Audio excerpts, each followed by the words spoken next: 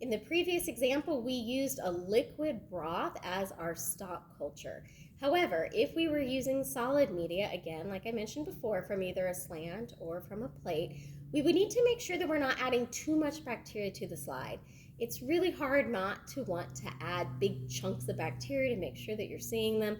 But what happens in reality when we look at that slide under the microscope is that there are so many bacterial cells layered one over the top of the other that we can't get a good look at their morphology.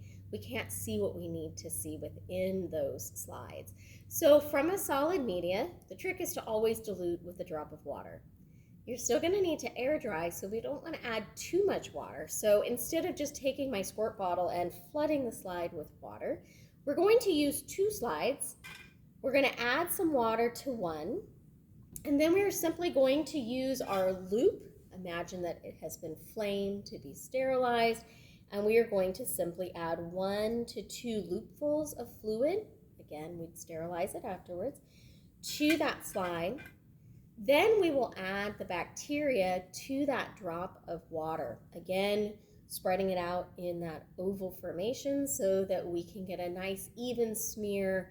Again, avoiding those clumps of bacteria that inhibit us from really viewing that morphology under the microscope.